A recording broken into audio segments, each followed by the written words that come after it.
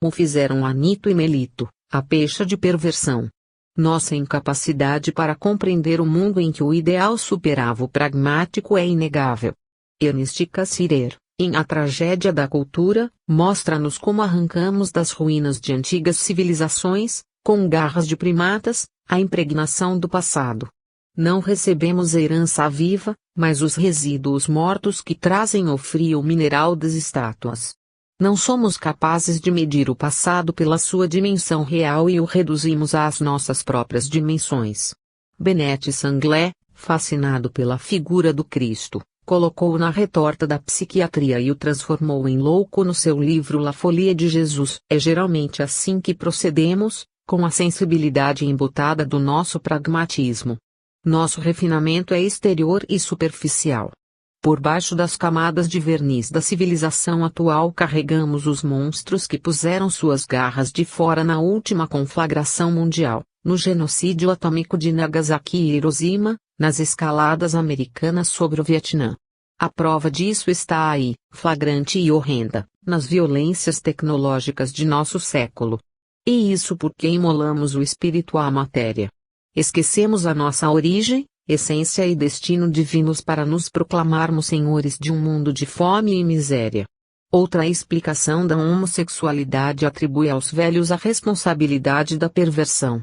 Segundo os autores dessa teoria, os velhos, ao perderem a virilidade, entregam-se a excitações indevidas, e quando o espírito volta a reencarnar-se, traz na sua bagagem esse estranho contrabando.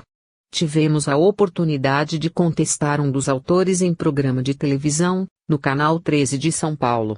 É incrível a leviandade com que certas pessoas, escudando-se em títulos universitários, mas sem critério científico, fazem afirmações dessa espécie.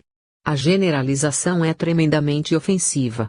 A dignidade, que sempre encontrou na senectude a sua mais bela expressão, esboroa-se nas mãos desses teóricos improvisados que nada respeitam.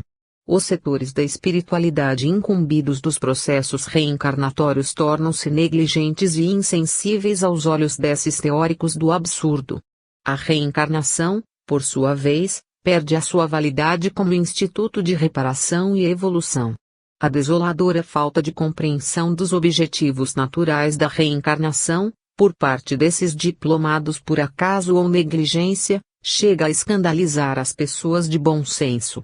A mesquinhez dessas suspeitas infundadas revela a mentalidade tacanha desses pseudocientistas, que se apresentam como pesquisadores. Todas as pessoas que compreendem a doutrina da reencarnação sabem que esse processo universal é um dos meios de controle da evolução geral. Procurar motivos específicos e ridículos para manifestações de desequilíbrio já suficientemente conhecidos é querer confundir a questão. Não há razão para essas invenções ou invencionices, quando a perversão dos instintos naturais é uma constante da evolução em todos os seus campos. Geração e corrupção, como ensina Aristóteles, são a antítese e a tese da dialética da criação, mas nos limites temporais do processo. A regularidade das leis naturais que determinam a sistemática evolutiva não comporta especulações bastardas. A própria grandeza do destino humano, da destinação superior do homem no universo, repele essas tolices. Cada ser e cada espécie estão submetidos à lei da harmonia e perfeição que rege, do minério ao homem, o desenvolvimento das potencialidades da criação. O dinamo-psiquismo inconsciente de geleia que já nos referimos, oferece-nos uma visão grandiosa do processo evolutivo que amesquinha por si mesmo essas especulações sem sentido. Psiquiatria espírita. O estudante de medicina que, terminado o seu curso, resolve especializar-se em psiquiatria depara-se com uma série de teorias que contrastam violentamente com os estudos e as experiências objetivas que teve de enfrentar nas aulas de anatomia, fisiologia, cirurgia e assim por diante. Tem a sensação de passar do plano da realidade viva e concreta para um plano de abstrações e suposições muitas vezes contrastantes entre si. As próprias aulas de psicologia clínica a quem tem assistido lhe parecem desenvolvidas sobre terreno mais firme. É natural que isso aconteça, pois ele se transfere de campo material para o espiritual. Descartes já notara, no seu tempo, que o ensino de teologia que recebera no colégio de La Flèche não lhe oferecia nenhuma garantia de veracidade. Suas dúvidas o levaram a uma revolta contra os mestres que lhe haviam ensinado o que na verdade só sabiam de oitiva, por ouvir dizer, na sucessão milenar das repetições consagradas pela tradição. Por isso resolveu começar por conta própria a sua busca da verdade real, não formalizada pelos mestres. Teve a felicidade de descobrir o nó górdio da questão e poder cortá-lo de um golpe. Todos ensinavam o que haviam aprendido, mas ele passaria a ensinar o que houvesse descoberto na experiência do mundo. A psiquiatria atual leva o estudante perspicaz a essa mesma situação. O emaranhado teórico poderia ser submetido ao exame da psicologia experimental.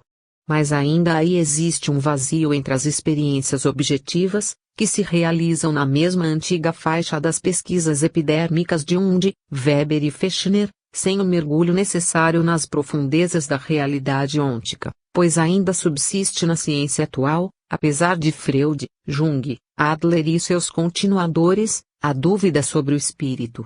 Descartes já havia lembrado também que precisamos distinguir espírito e corpo, psique e soma, que geralmente são confundidos pelo homem comum e pelos doutos e sábios. Essa curiosa situação cultural do nosso tempo levou Heine a dizer que, ao pé de um moribundo encontramos o conflito de duas antropologias, a do médico que considera o homem como um ser puramente carnal e a do sacerdote que o considera como puramente espiritual. No tocante à psicologia, Heine verificou que ela deixara de existir desde o momento em que abandonara o seu objeto, que é a alma, convertendo-se em ecologia, no estudo exclusivo das relações do sujeito com o meio. O interesse de Descartes pela estruturação de uma ciência rigorosa justificava-as em face dessa situação desastrosa das ciências do homem. Mas o desenvolvimento da parapsicologia, que para Heine e MacDougall seria a solução do problema, teve de chocar-se e lutar com o emaranhado de pressupostos que, no dizer do fisiologista Charles Richet, atravancam o caminho das ciências. E mesmo agora, quando a vitória mundial da parapsicologia é incontestável, nos países pobres a situação continua a mesma. As universidades suburbanas temem tratar do assunto, em face da charlatanice pululante e, talvez, também pelo medo dos espíritos que podem tirar o sono aos mestres pouco afeitos a novidades. Para a maioria deles, aceitar que o homem seja um espírito encarnado seria abrir as portas da cultura para os bárbaros que destruíram Roma. Não obstante essas dificuldades, muitos cientistas atrevidos, na própria fortaleza do chamado materialismo científico, a URSS, decidiram tratar do assunto. O professor Vladimir Rykov, da Universidade de Moscou, conseguiu descobrir a estratégia aplicável ao caso, dedicando-se, como psiquiatra, de modo objetivo, à pesquisa do que chamou de reencarnações sugestivas. Uma boa escapadela por baixo da cortina de ferro, mas que já levou muitos mestres à suspeição, como vimos no caso das pesquisas da Universidade de Kirov sobre o corpo bioplásmico. O impasse criado na ciência soviética com essa descoberta encontrou apoio nas universidades mantidas por corporações religiosas em outros países. O complô materialista religioso contra o espírito revelou-se mais uma vez ativo na defesa das posições dogmáticas. Ficou assim provado, mais uma vez, que o espiritismo é o único campo aberto à busca livre da verdade neste mundo, que continua preferindo as criações ilusórias dos homens à realidade criada por Deus. A verdade científica continua sujeita a passaportes das zonas ateístas, com vistos de comissários e clérigos, para poder conseguir a aceitação de pesquisas comprobatórias universais. A falta de penetração mais profunda e eficaz no problema da alma e do seu destino, ante as restrições de um materialismo já superado pela própria física, tem levado numerosos psiquiatras a aceitar a teoria espírita em seus dois aspectos fundamentais, o do homem considerado como espírito encarnado e o da influenciação de espíritos desencarnados sobre o comportamento humano. Surge assim, por força das circunstâncias, a psiquiatria espírita, hoje em franco desenvolvimento. Jung deu grande reforço a esse movimento espontâneo, com suas teorias parapsicológicas e sua experiência mediúnica pessoal, relatada em suas memórias, o Joner Wald, Soal e Price, Carl Whitland, particularmente com o relato minucioso de tratamentos na sua clínica de Chicago durante 30 anos seguidos. Discípulo de Whitland foi entre nós o Dr. Flávio Pinheiro, de Ibitinga. As vantagens da psiquiatria espírita em desenvolvimento, sobre a tumultuada psiquiatria destes anos alucinados, decorrem da sua disciplina rigorosamente científica, baseada em fatos e pesquisas mundiais de uma tradição bissecular. Seus métodos de cura não se baseiam em teorias especulativas, que muitas vezes se contradizem, mas nas investigações da ciência espírita, da metapsíquica de Reichert, na psicobiofísica de Rene Knotzing, na física transcendental de Friedrich Zollner e no êxito dos tratamentos em grupos espíritas regular e legalmente organizados. Os livros do Dr. Inácio Ferreira, do Sanatório Espírita de Uberaba, correspondem, entre nós, aos de Whitland nos Estados Unidos, com descrição precisa e fotos ilustrativas dos mais graves casos registrados no hospital. É incrível que todo esse acervo de trabalho médico positivo, de eficácia comprovada, seja posto de lado, considerado marginal, pelo simples fato de não se pendurar na beira do abismo, mas atirar-se corajosamente às suas profundidades. A consequência dessa posição pedante das academias e universidades é o que vemos hoje no meio psiquiátrico oficial. A aceitação de perversões como normais e a capitulação vergonhosa dos médicos que chegaram a transformar suas clínicas e seus consultórios em bordéis científicos, com leitos terapêuticos para a cura prática, no estilo rasputiniano, de donzelas sofredoras de angústias existenciais. Rejeitando Kardec, os psiquiatras atuais, com raras exceções, aceitaram Rasputin, instituindo o avançado sistema do avanço sobre as clientes, sem exceção para jovens religiosas que os procuraram. Essa psiquiatria da libertinagem cura os jovens efeminados aconselhando-os a não contrariarem as suas tendências naturais e oferece às esposas nervosas o calmante específico da procura de um amante, geralmente encontrado na terapia de grupo ou nos ensaios de psicodramas. Há pequenos fatos que dizem mais do que argumentos.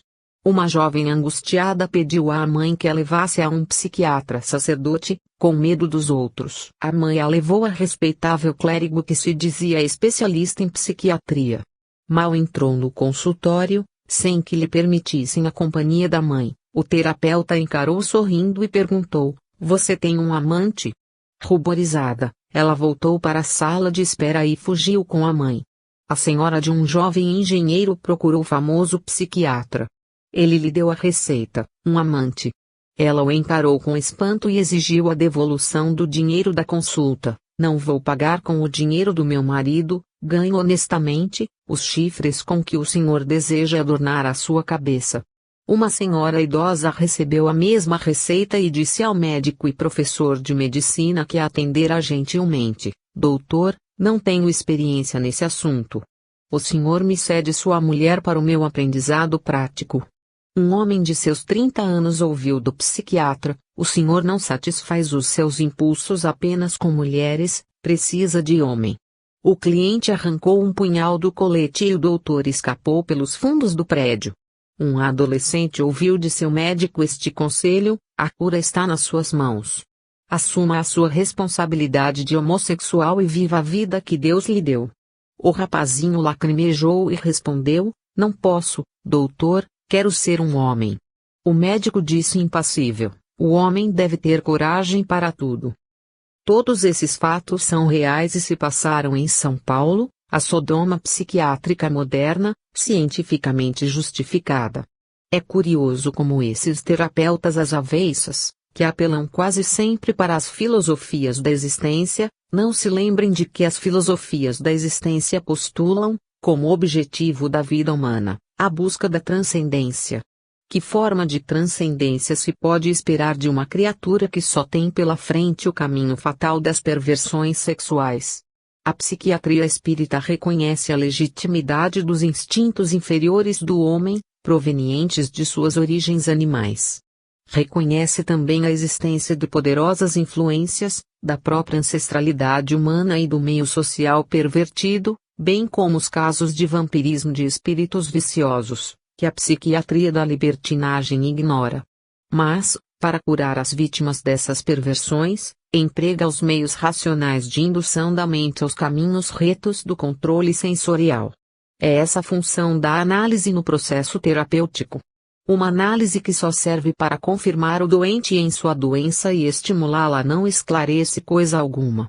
E é em nome da análise, das teorias existenciais, de Jung, que sustentam a realidade do espírito, e até mesmo de Kafka e da percepção gestáltica, que esses cavaleiros do lago gelado de Constança, da conhecida imagem de Kafka, pretendem nivelar os infelizes no panorama sem pregnância da insensibilidade moral.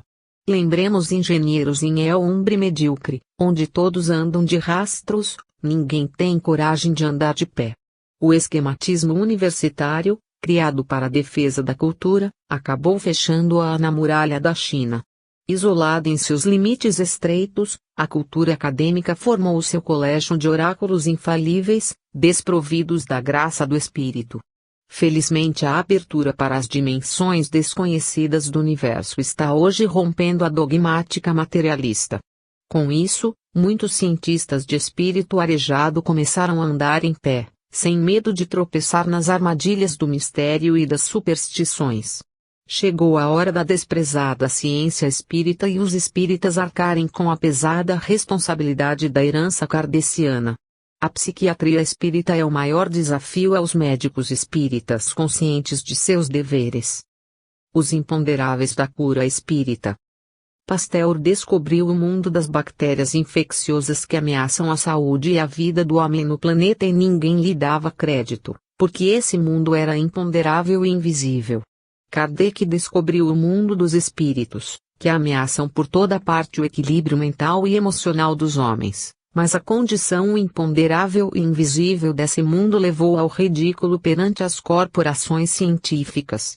Freud descobriu o mundo igualmente imponderável e invisível das instâncias da personalidade, que influem no comportamento humano, e até hoje os cientistas positivos, que só acreditam no que podem ver e pegar, não se cansam de combatê-lo e ridicularizá-lo. O conceito do positivo exclui da realidade científica as causas imponderáveis que se ocultam numa realidade subjacente do real. A res, ou coisa, tem de se manifestar como tal na perspectiva científica, sob pena de não merecer atenção das ciências. Mas a vida e a morte, os sonhos e as aspirações do homem são o fundamento de toda a realidade que nasce do imponderável e do invisível para constituir a realidade. O próprio método científico teve de apoiar-se na técnica fantasmal, ou seja, das aparições, pois o pesquisador científico remonta dos efeitos à causa para definir o real. O fenômeno, com sua raiz etimológica grega, é simplesmente o fantasma. A mecânica do positivo chama-se revelação. Sem a determinação positiva do número kantiano o fenômeno não existe. Bastaria esse fato linguístico para se provar que o positivo é engravidado pelo imponderável. Sem este não temos aquele. Dessa maneira, a busca científica do real se processa inelutavelmente na subjacência do imponderável e invisível. Hoje, com isso sobejamente provado, não há mais razão para se querer negar a positividade do imponderável. Por isso, Kant falhou ao determinar os limites dialéticos do conhecimento humano e Cassirer demonstrou, em sua Tragédia da Cultura, que a religião e a ciência se fundamentam igualmente no imponderável da fé. Sem a fé na ordem universal, que não pode ser cientificamente provada, a ciência seria impossível. O religioso parte da fé em Deus para conhecer a realidade universal. O cientista parte da fé na ordem universal para descobrir o real. Mas o que é a fé, senão a crença transformada em verdade pela invisível e imponderável intuição do homem? Kardec afirmou: só podemos ter fé naquilo que conhecemos. E ao mesmo tempo em que ele fazia essa afirmação audaciosa, provava a realidade do imponderável e inacessível através das manifestações espíritas. A mediunidade se apresentava a ele, através da pesquisa científica, como a percepção extrasensorial, que antecipa a realidade imponderável e invisível que amadurece na subjacência do real. E Manhei, em nossos dias, confirmaria essa possibilidade no estudo da utopia, que se mostra, no plano sensível da realidade social, como antevisão de realidades futuras. O vidente e o profeta que anunciam realidades ainda ocultas na subjacência do real concretizaram necessariamente o vir a ser das realidades ainda em gestação no futuro. E essa visão alucinatória está hoje cientificamente provada como realidade nas pesquisas parapsicológicas. Não houve milagres nem magia nessa transposição da utopia em realidade positiva, mensurada e pesada na imponderabilidade dos métodos estatísticos que abrangem as quantidades outrora imponderáveis da realidade oculta das aparências do irreal. A ciência espírita se apresenta, assim, como a base irremovível de toda a revolução científica do nosso tempo. A pedra rejeitada da parábola evangélica foi necessariamente colocada no ângulo de sustentação de todo o edifício. Porque toda a solidez da matéria depende da fluídica do espírito e a matéria acaba se revolvendo em pura dinâmica espiritual. As experiências fragmentárias da cultura só podem ser unificadas na síntese da consciência. Por isso Russell Wallace chegou à conclusão de que toda forma de psicologia nada mais é do que um espiritismo rudimentar. Os psicólogos tratam a psique, a alma, como caçadores de borboletas. Muitos deles se tornam colecionadores apaixonados de borboletas mortas pregadas em cartolinas coloridas. Enganam-se com o jogo de cores dos efeitos psíquicos, elaboram teorias engenhosas sobre as várias formas do borboletear do espírito, mas não se atrevem a mergulhar no labirinto do psiquismo, única maneira de se defrontarem com o Minotauro e conhecê-lo de perto. Russell Wallace, que corrigiu o darwinismo com fortes injeções de espírito, não teve dúvidas em colocar no seu devido lugar epistemológico as tentativas periféricas do estranho e confuso mundo psicológico. Para ele, na sua visão científica dos problemas da alma, todo psicólogo não passava de um aprendiz de feiticeiro. Os gregos temiam a esfinge da estrada de Tebas, porque ela devorava os que não decifravam os seus enigmas. Mas o mundo grego morreu e foi empalhado pelos teólogos. Hoje ninguém precisa passar pela estrada de Tebas, podendo fazer o trajeto com voos de borboleta. Mas Pitágoras deixou o seu testamento aos pósteros, advertindo-os de que na matemática do universo número 2 é a opinião, borboleta insegura que não serve à ciência.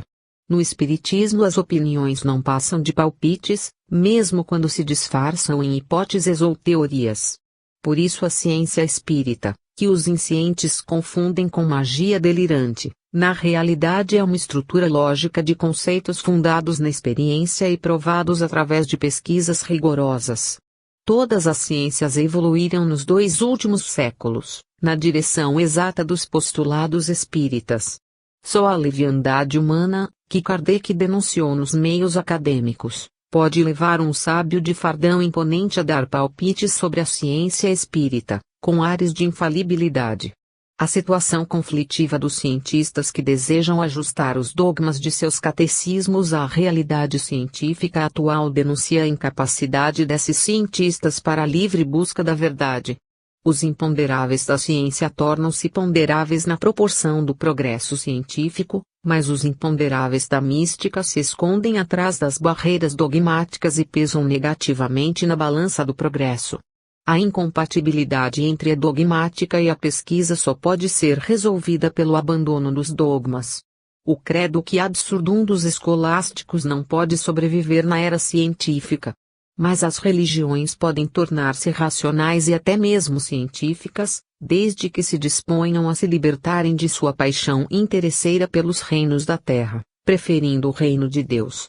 O Espiritismo encontrou a solução desse problema em sua estrutura de ciência livre ligada à religião livre e à moral pura do Cristo, sem concessões aos magnatas da simonia. Kardec deu como regra única da pureza espírito desinteresse total pelos bens materiais, a fraternidade humana incondicional, o desinteresse total pelo proselitismo, O respeito absoluto às ideias e crenças dos outros, sem a aceitação fingida e comprometedora desses erros, mas sem hostilidades à ingenuidade dos que não podem ir além dos conhecimentos primários. Deu à Sociedade Parisiense de Estudos Espíritas uma estrutura puramente científica e afirmou que a única forma de fé que pode subsistir em todos os tempos é a que se baseia na razão. As igrejas de estrutura sectária, que vivem à custa da submissão dos fiéis aos seus princípios arcaicos, estão condenadas irrevogavelmente a desaparecer. Mas isso não é uma profecia, é apenas uma dedução lógica tirada do processo histórico, das exigências da cultura. Os clérigos e os clericalistas gostam de confundir a sua posição perante a ciência com a livre condição dos espíritas. Alegam que se eles não podem estudar livremente os fenômenos paranormais, também os espíritas não o podem, pois já têm os seus pontos de vista fixados pela doutrina. É essa uma alegação ignorante ou de má fé, pois sabem que os espíritas jamais aceitaram imposições dogmáticas, gozam da mais ampla liberdade de opção e não devem nenhuma obediência a nenhuma espécie de supostas autoridades religiosas. Só devem obediência à sua própria consciência, que só se curva ante as verdades comprovadas. Não se pode comparar a submissão do crente à insubmissão do que não busca uma forma de crença, mas o saber, provado e comprovado cientificamente. Os fatos espíritas não foram provados apenas pelos espíritas, mas também e principalmente pelos adversários da doutrina. A realidade espírita não foi forjada por teóricos compromissados com qualquer tipo de instituição religiosa ou não, mas por pesquisadores livres e altamente responsáveis. Richet, Crookes, Zollner, Lombroso, Aksakoff, Notzing e tantos outros nomes da ciência e da cultura geral não fizeram pesquisas para comprovar a verdade espírita, mas para obterem provas contra a doutrina. Nenhuma outra doutrina, no mundo passou incólume por tantas investigações promovidas por grandes cientistas que a contestavam em nome da ciência. E todos eles foram obrigados, por amor à verdade e por exigências da consciência, a proclamar a realidade dos fatos que comprovavam a doutrina e a se curvarem perante ela. Por outro lado, nenhum espírita consciente tentou jamais transformar a doutrina em meio de vida, profissionalizando a sua prática. Por tudo isso, os espíritas não podem ser considerados em paridade com os profitentes e profissionais das religiões. Pelo contrário, todo espírita tem o direito e o dever de participar das pesquisas atuais e futuras dos fenômenos paranormais, sem que sejam apontados como parciais, pois na verdade são pioneiros dessas pesquisas e pisam no terreno que lhes pertence. Quando um espírita competente trata de parapsicologia, não a deforma, pois isso seria deformar a sua própria doutrina. As ciências do paranormal nasceram das entranhas do espiritismo e em vão lutaram para contradizê-lo, mas acataram todos os seus princípios científicos. Richet, numa carta histórica a Bosano, declarou que encontrara a verdade nas monografias do grande italiano. Mais tarde escreveu a Cair Barchutel, de Matão, no Brasil, declarando em latim morte annua vitae, a morte é a porta da vida. Lombroso, inimigo acérrimo do espiritismo e da metapsíquica, aceitou o desafio de Sciaia para uma sessão com Eusapia Paladino e obteve a materialização da própria mãe, a quem pôde abraçar, contando o fato em artigo para a revista de Milão Luz e Ombra e indicando depois em seu estudo sobre espiritismo e hipnotismo. Frederico Figner obteve a materialização de sua filha Raquel, morta ainda menina, e a teve no colo. A menina passou ao colo da mãe, abraçando-a e beijando-a. A médium foi Ana Prado, em Belém do Pará. Figner e a esposa, judeus ortodoxos, tornaram-se espíritas. A ciência espírita foi além, no século passado, de todas as conquistas atuais da parapsicologia. O único interesse de um espírita, ilustrado na ciência, seria o prazer de confirmar para gerações atuais num excesso de provas os fatos largamente obtidos no passado. Reduzido interesse, aliás, pois os fatos espíritas continuam a repetir-se por todo o mundo, nos grandes centros universitários do nosso tempo. O próprio Vaticano o reconheceu hoje, como o declarou recentemente Monsignor Pisoni à revista italiana Gente. A realidade desses fatos. Perdem o seu tempo e mentem às suas ovelhas os pastores que tentam topar o sol com peneiras. Não se pode dizer que o imponderável da fé tenha a mesma importância, na cura espírita, que tem, nos demais tipos de cura paranormal, porque os elementos racionais da teoria e da prática espírita influem na própria disposição do doente para a eclosão da fé. Esta permanece controlada pela razão. O doente espírita não procura o milagre, a ação divina sobrenatural. Ele sabe que o médium é elemento de ação, não um agente. Simples instrumento de transmissão das energias fluídicas do plano espiritual, o médium não tem o poder de curar. Mas os resíduos mágicos e religiosos da tradição atuam ainda no processo de cura, predispondo o paciente a uma ação mais eficaz da intervenção fluídica. Apesar disso, a cura espírita já representa um passo decisivo para a técnica terapêutica ou operatória racionalizada. As entidades espirituais, que Gelei chamou de controles, realmente controlam o processo de cura, que é geralmente progressivo, mesmo quando possa parecer instantâneo. Por outro lado, nenhum médium consciente da relatividade de sua ação pode assegurar antecipadamente a eficácia de sua intervenção. Porque em toda cura, normal ou paranormal, estão presentes os pressupostos kármicos, ou seja, as cargas negativas do passado moral do doente. Como dizem as entidades espirituais esclarecidas, não raro é a doença que cura a gente. A função educativa e reequilibradora da dor, como explicou Leon Denis, nem sempre pode ser dispensada ou atenuada. O conceito de lei, no processo evolutivo, dá um novo aspecto à cura espírita. Quem com ferro fere, disse Jesus, com ferro será ferido. Essa menção de uma lei moral irrevogável pode enfraquecer a esperança do doente, mas ao mesmo tempo o livra da preocupação aterradora das penas eternas. Essa lei moral se funda no princípio de ação e reação, que condiz, no plano consciencial, com o subliminar do paciente, com a sua esperança de redenção e transcendência. O paciente espírita aprende a enfrentar a sua responsabilidade moral, e quanto melhor o fizer, mais rapidamente obtém o seu resgate. A natureza racional de todo esse processo abre a mente das criaturas para uma concepção mais clara e precisa da realidade da vida humana na Terra, fazendo-as superar com mais facilidade as heranças mágicas e religiosas que as prendem numa visão trágica e desoladora do mundo e da vida. O gesto simples do passe espírita, como a simples imposição das mãos, praticada e ensinada por Jesus, não se reduz apenas à transmissão de energias. Além dessa transmissão, em que as mãos funcionam como antenas captadoras e transmissoras, o passe espírita abre a mente do paciente para a percepção de um mundo de perfeito equilíbrio, tecido numa teia irredutível de leis teleológicas, ou seja, de leis que têm finalidades precisas na evolução do mundo e do homem. O passe espírita equivale a um acordar da mente para a era nova, em que o homem descobrirá as suas potencialidades divinas e a sua destinação cósmica. Por isso, os que pretendem aplicar técnicas antigas ou modernas a esse gesto de amor e esperança só conseguem complicar e envaidecer os que se entregam à missão humilde e ao mesmo tempo sublime de acordar os homens para uma visão superior da realidade.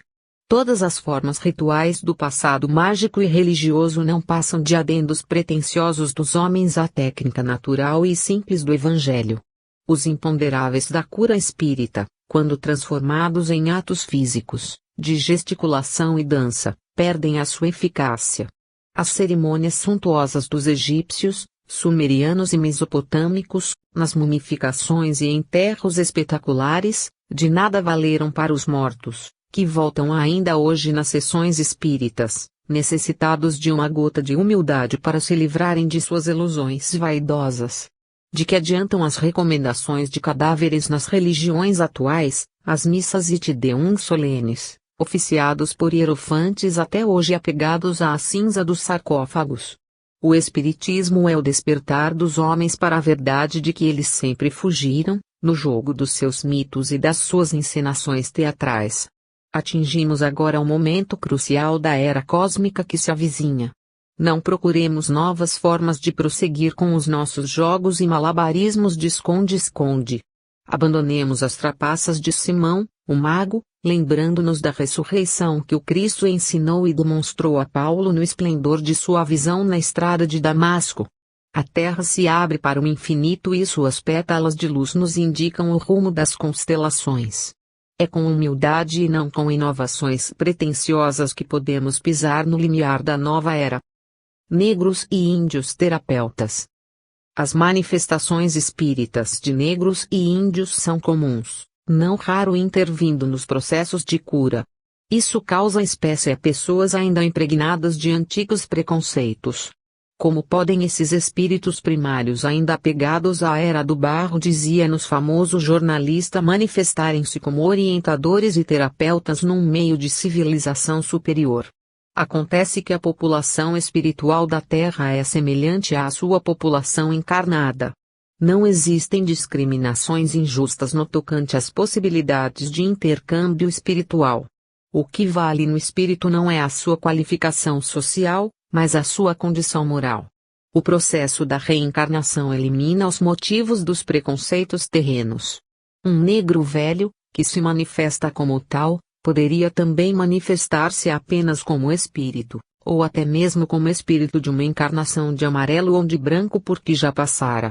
Na Inglaterra supercivilizada do século passado, o famoso escritor, médico e historiador Arthur Conan Doyle gostava de conversar mediunicamente com espíritos de negros e índios.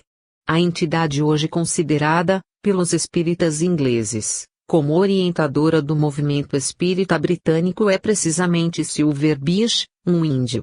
Sua prudência e sabedoria tornaram-se proverbiais. No Brasil, as manifestações de negros e índios são altamente consideradas no meio culto. Um episódio curioso deve ser lembrado como altamente significativo. O cirurgião dentista católico, Dr. Urbano de Assis Xavier, começou a sofrer inesperadamente de ocorrências mediúnicas, que atribuiu a manifestações epileptoides. Um espírito de negro velho, que dava o nome de Pai Jacó, aconselhou-o a procurar em Matão, São Paulo, o farmacêutico Cair Bar Schutel, de origem alemã, diretor de um jornal e uma revista espíritas. Schutel resolveu submetê-lo a uma experiência mediúnica, mas disse: "Não me agrada a presença desse preto velho." Realizada a experiência, Schutel disse a Urbano: "Nunca gostei dessas manifestações de negros e índios, mas o seu pai Jacó encheu-me as medidas, revelando um conhecimento doutrinário que me assombrou." Mais tarde, pai Jacó explicou a Schutel que ele havia sido um médico holandês em encarnação anterior, mas na última viera como negro. E como nela aprendera e desenvolverá a virtude da humildade, preferia manifestar-se como preto velho. A famosa médium Ivone Pereira relata o caso de um índio brasileiro que a auxiliava em seus desprendimentos mediúnicos, salvando-a de dificuldades diversas. Um ilustre magistrado da Justiça paulista recebia, ele mesmo, como médium em seus trabalhos regulares de espiritismo, o espírito de um índio. São muitos os casos dessa natureza, e as explicações a respeito, dadas pelos próprios espíritos manifestantes, reportam-se sempre às aquisições de virtudes morais que fizeram em encarnações humildes. Parece haver também, nessas manifestações, por sua constância e regularidade, uma ação programada no sentido de mostrar a iniquidade das discriminações raciais. O espírito moralmente elevado não se prende aos tolos condicionamentos e preconceitos dos homens. No Brasil e em toda a América, a influência das religiões primitivas de negros e índios são bem marcantes.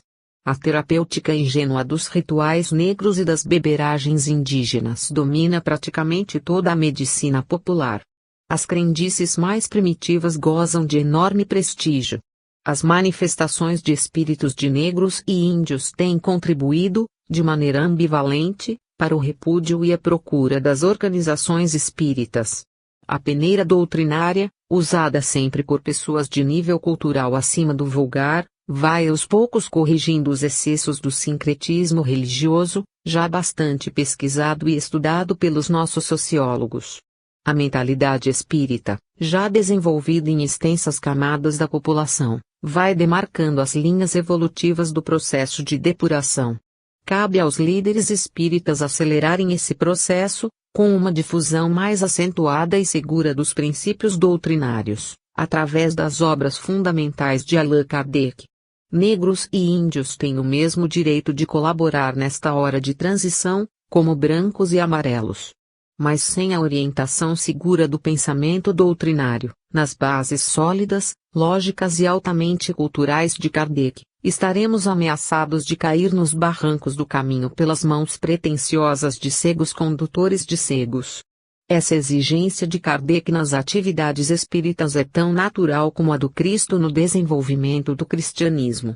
Porque ambos encarnaram, em suas manifestações ônticas e existenciais, cada qual a seu tempo, os princípios fundamentais da revolução conceptual cristã espírita que ora se realiza de maneira decisiva na preparação da era cósmica.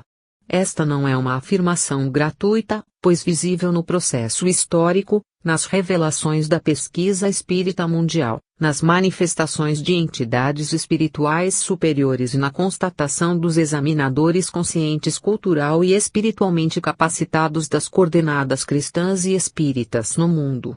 Kardec não é dogma, é razão. Temos de nos orientar pela sua obra, porque não existe outra que coloque os problemas cristãos e espíritas com tanta clareza e segurança, sem mistificações e alucinações, impondo-se a todas as mentes racionais e clarividentes que tomaram contato, em todo o mundo, com a obra kardeciana.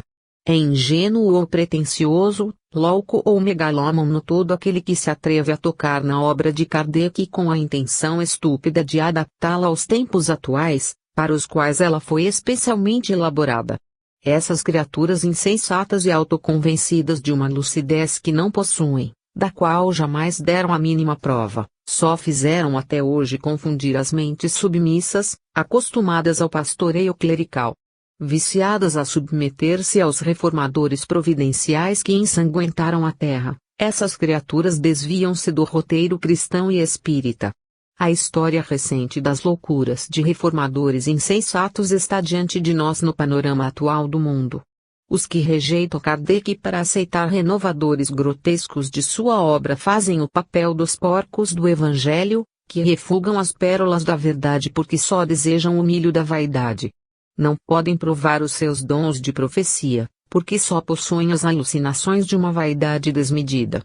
As teclas falsas de suas pianolas grotescas só não ferem os ouvidos entorpecidos pela ignorância.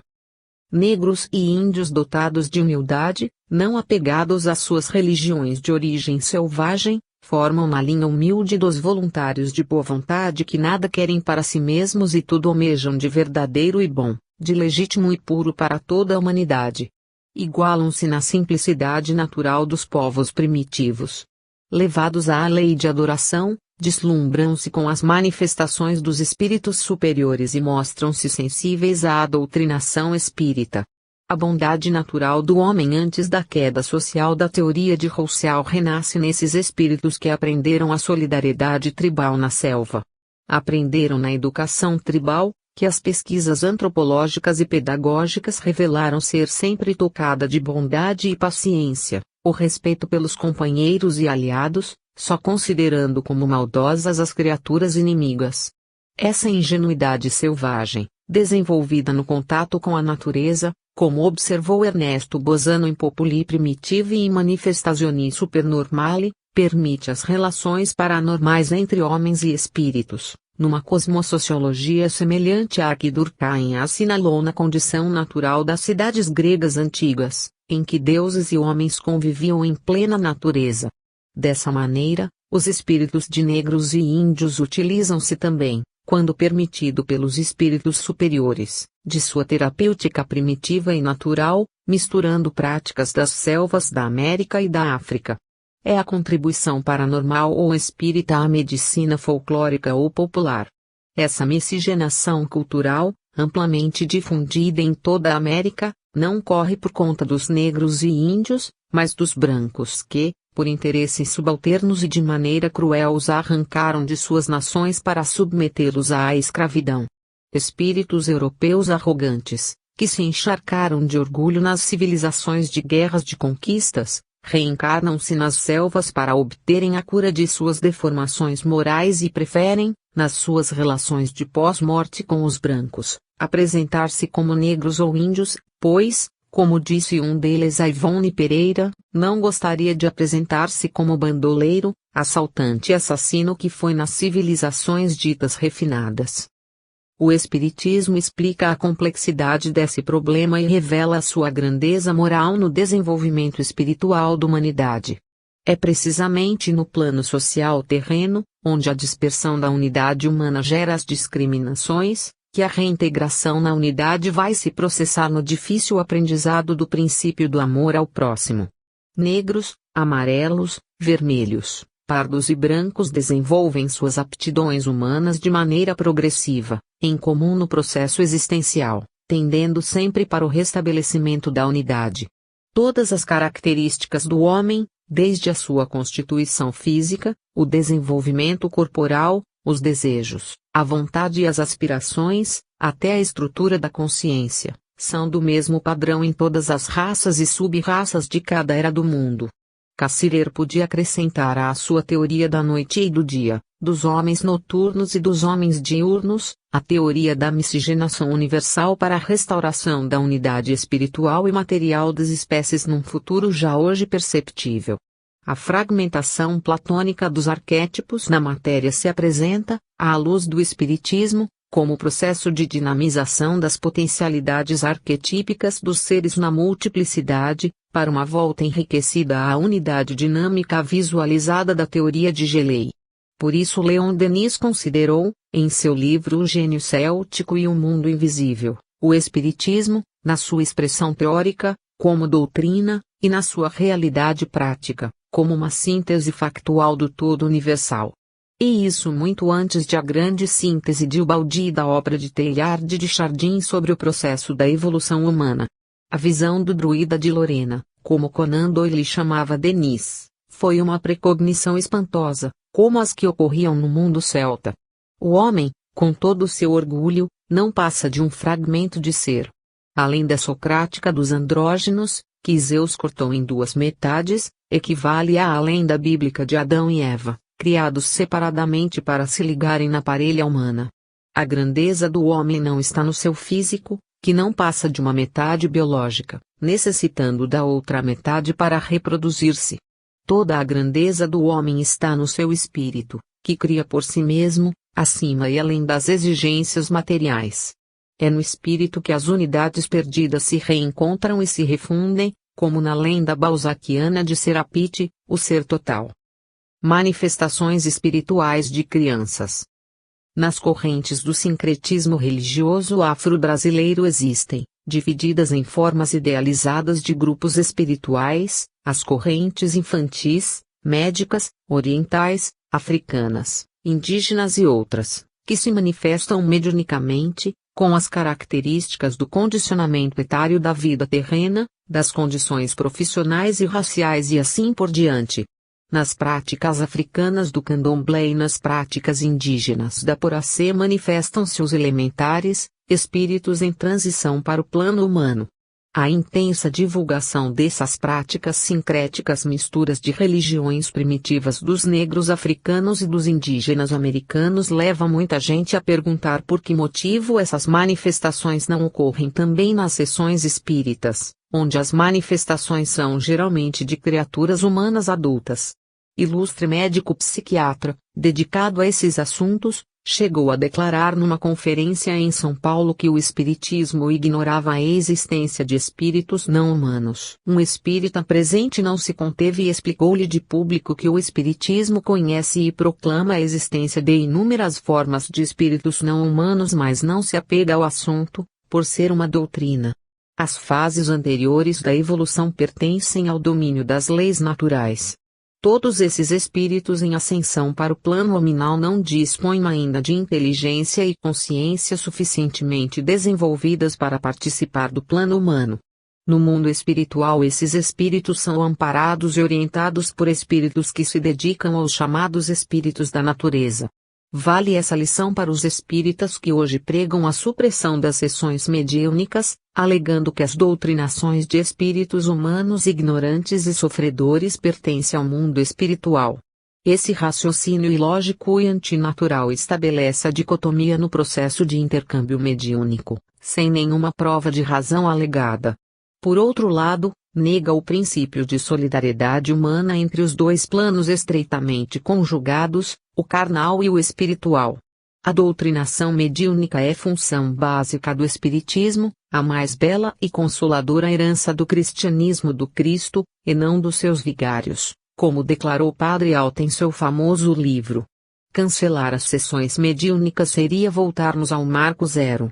Restabeleceríamos assim o princípio católico da inviolabilidade do mistério da morte, isolando-nos artificialmente dos espíritos amigos, nossos companheiros de evolução humana, que continuam a conviver conosco na interpenetração dos mundos material e espiritual, hoje comprovada pelas próprias ciências materiais. Fecharíamos as portas da nossa ignorância na cara dos amigos e parentes que nos amam e nos ajudam no campo das relações mediúnicas. É isso o que desejam os inquietos e desavisados inovadores do nosso tempo. As manifestações de espíritos de crianças são naturais, pois todos os espíritos podem manifestar-se. Mas as manifestações desses espíritos em cadeia, formando correntes para trabalhos espirituais, não têm sentido.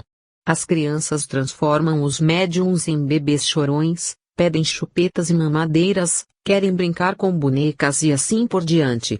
Acontece que os espíritos de crianças não são crianças, mas adultos. Deixando o corpo infantil, são confiados a espíritos superiores que os orientam para que se descondicionem da situação infantil, de que somente necessitavam em função de sua rápida passagem kármica pela Terra. Quando o espírito já dispõe de conhecimentos espirituais, retorna por si mesmo e naturalmente à condição de adulto. A condição infantil corresponde às necessidades evolutivas do corpo material. Cumpridas essas exigências psicobiológicas, retornam à condição de adultos. Isso se torna evidente nas manifestações de espíritos de crianças mortas que se manifestam aos pais para identificar-se, mas em manifestações posteriores já se declaram adultas. Um menino de 8 anos, em nosso grupo de trabalho, respondeu aos mimos e preocupações dos pais dizendo: "Não sou mais criança. A morte nos faz crescer depressa. Fiquei moço em poucos dias. Mas sou o mesmo espírito que vocês só conheceram como criança. Cumpri a minha missão e agora tenho de prosseguir na minha evolução. Estarei sempre com vocês, porque os amo, mas não pensem em mim como morto ou como criança, pois não sou mais nenhuma dessas duas coisas." Os espíritos de crianças, de adultos, de velhos, manifestam-se como eram na carne para se identificarem, mas não permanecem no estado em que morreram. As manifestações do sincretismo religioso são em geral condicionadas pelas crenças e tradições das religiões primitivas dos vários tipos de manifestações religiosas de que provém. Trata-se em geral de manifestações anímicas submetidas ao processo de condicionamento à crença, pesquisado por Richetti no século passado e pelos parapsicólogos atuais. Boirac deu a essas manifestações a designação de espiritoides, o que vale dizer pseudo-espíritas. O devoto de Nossa Senhora que vê um espírito radiante de mulher tende sempre a considerá-la como a santa de sua devoção. Esse é um dos capítulos mais difíceis do campo científico da mediunidade, que a maioria dos espíritas desconhece. Cada ciência tem os seus problemas melindrosos, que exigem estudo sério dos seus praticantes. Kardec registrou em suas pesquisas várias manifestações de crianças na condição de agêneres, manifestações de crianças em forma de materializações, mas que não o são. Trata-se de casos raros, provocados por excessivo apego de espíritos afins. O caso da menina Raquel, filha de Frederico Figner, foi materialização através de médium.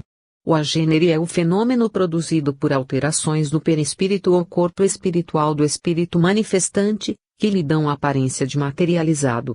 Ver na Revista Espírita, de Kardec, a teoria dos agêneres. Sem estudo metódico e aprofundado da doutrina, os adeptos expõem-se ao perigo de erros e ilusões na apreciação dos fenômenos.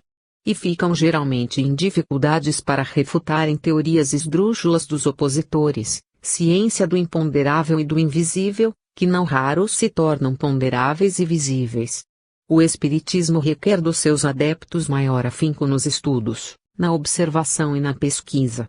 É de extrema leviandade a atitude de adeptos e contraditores do Espiritismo que pretendem explicar os fenômenos que não conhecem, julgando-se defensores únicos da verdade e detentores exclusivos do discernimento e do bom senso, dotados de dons especiais para encontrar trapaças em toda parte. Ilustrado e famoso professor de medicina teve a coragem de exibir em reuniões científicas fotografias de mesas grosseiramente amarradas com tiras de pano e cordas como prova de fraudes em fenômenos de levitação. Tristes restos, destroços humilhantes de batalhas perdidas na luta contra o espiritismo por trapaceiros, mágicos de palco e sacerdotes mais interessados na mentira do que na verdade das revelações espirituais. É inacreditável que, ainda hoje, em plena era atômica e em plena expansão mundial da parapsicologia, reconhecida como ciência universitária, esses vergonhosos resíduos da miséria humana possam servir, embora como peças de museus arcaicos, como armas contra os resultados de pesquisas científicas. Ao problema das manifestações de espíritos de crianças devemos juntar o das manifestações da mediunidade infantil. Campo ainda pouco explorado pelos pesquisadores, pelas dificuldades naturais que oferece e o temor de desencadear processos inesperados no psiquismo imaturo, foi pesquisado no passado e continua em pesquisas em nossos dias. Os casos como o de Pierino Gamba e Janela de Marco, explorados em exibições públicas mundiais, ficaram cientificamente inexplicados. Gianella, uma frágil menina italiana de 6 anos, apresentou-se no Teatro Municipal de São Paulo, regendo a orquestra sinfônica com a perícia de um grande regente. Levada a uma exibição mais ampla no ginásio do Pacaembu, inteiramente lotado, regeu com a mesma segurança, em promoção do Clube dos Jornalistas Espíritas, recebendo elogios crivados de espanto dos nossos críticos profissionais. Nos próprios casos de exorcismo católico, hoje amplamente divulgados, surgem crianças médiums interpretadas como endemoniadas.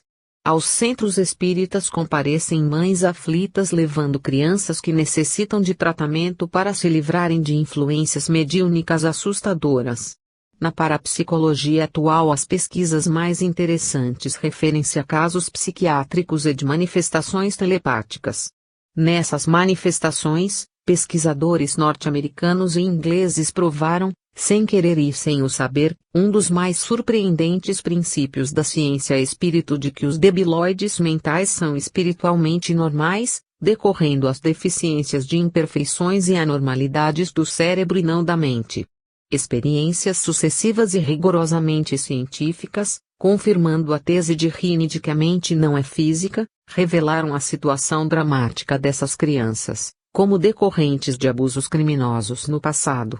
Pesquisas em presídios mostraram a mesma situação em casos de loucura.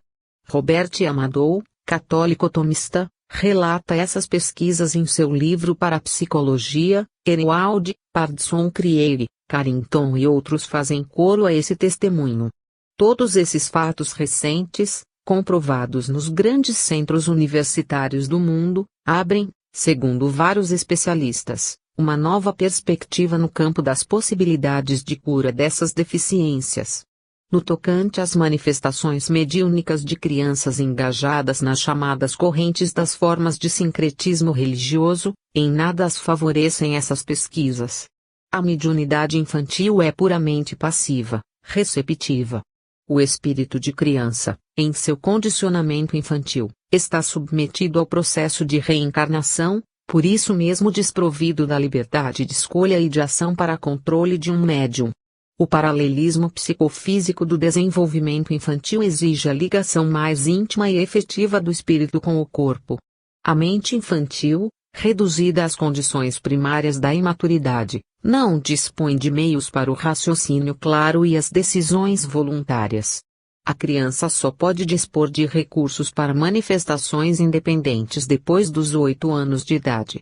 Uma criança que se manifesta por um médium adulto pedindo bonecas ou chupetas permanece ainda no plano da subconsciência, não podendo violentar as leis naturais do crescimento humano. A psicologia infantil já se encontra suficientemente desenvolvida para nos oferecer uma visão geral do processo ontogenético nas fases primárias do desenvolvimento infantil. Por outro lado, essas manifestações, se fossem reais, revelariam falta de ordem no mundo espiritual.